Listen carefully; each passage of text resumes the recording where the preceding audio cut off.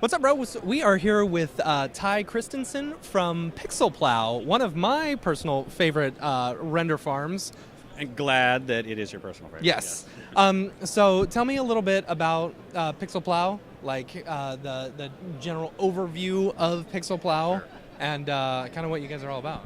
Well, we're a public render farm service, and our goal is to be a render farm that's usable by anyone from a student or a hobbyist all the way up to a major studio or a government institution, and everything in between, really.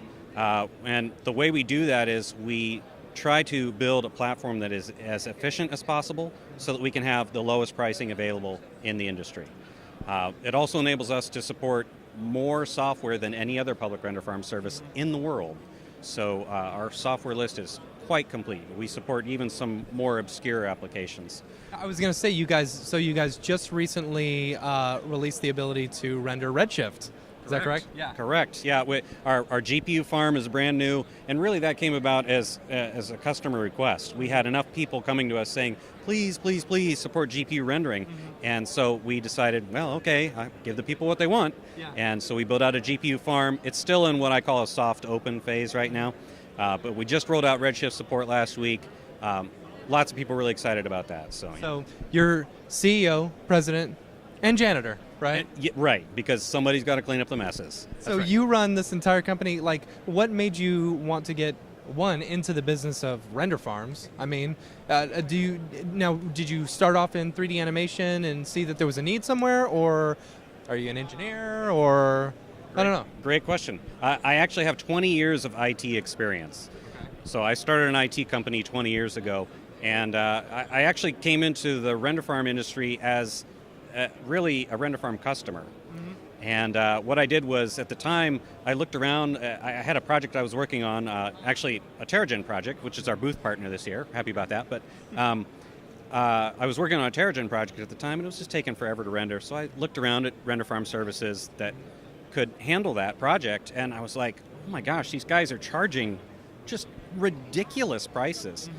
So I put together a spreadsheet and said, no, I know enough about computers and networks and internet connectivity and software platforms and all the rest of it.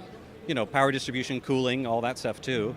I knew enough about that to be able to build a service that would be cheaper than what they were. So I started out by just building a small 30-node render farm, just this tiny little thing, and said, hey, here, someone use this. Yeah. And I had 5 people sign up in a year or something like that, and they tinkered around with it, and it grew from there. We operated in stealth mode for about 2 years, but then it's just grown just like a weed since then. I mean, we have thousands of customers now, customers in over 92 countries in the world.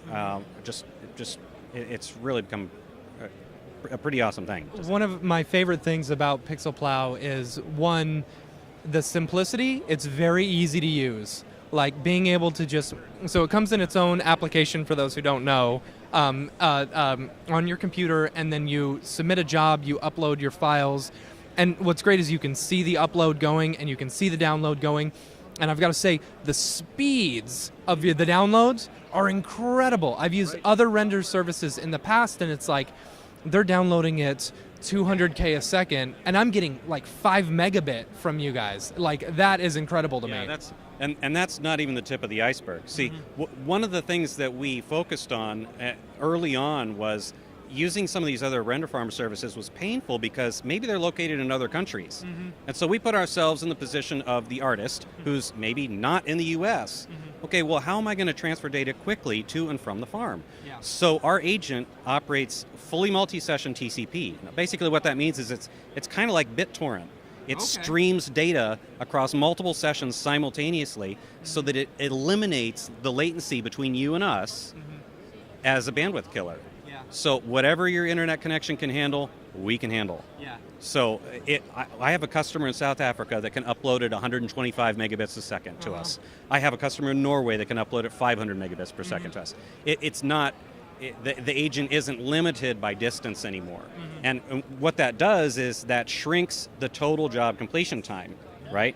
Because we're delivering results as they complete and we're doing it quickly, the amount of time between when you submit the job and when the job's actually done and you have the frames, that shrinks. And that's the thing that I also love is that with a normal render cloud service or ones that I've used in the past, you upload your project, it renders, and then you have to download all the individual files yourself.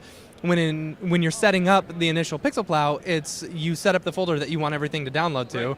and then it automatically downloads. Like, you set it to go, you sit back and relax, and you've got the files in like no time at all. Right, exactly. Yeah, exactly. and it's incredibly speedy, and I love the ability to say, I'm not in a hurry, let's do the cheapest price. Right. Okay, I need this now, let's go to the top tier. Yeah, the power level was another thing that actually our lead dev looked at the what we were doing at the time, because we used to have 3 power levels, just like most of the other render farm services. You got 3 or 4 or 5 different settings, right?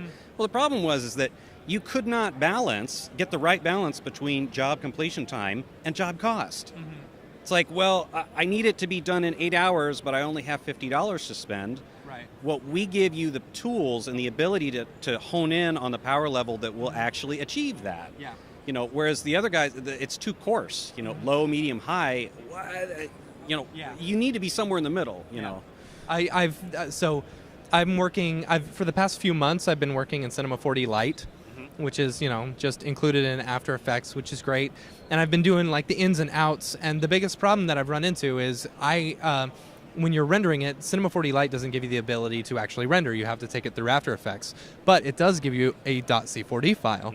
So what I've been doing, just for some of these little tests in order to show off, this is what Cinema 4D Lite can do, I'll take that C4D file, I'll throw it up to PixelPlow, and I'll render it, throw it at the lowest setting, 90 frames, it cost me like maybe 26 cents.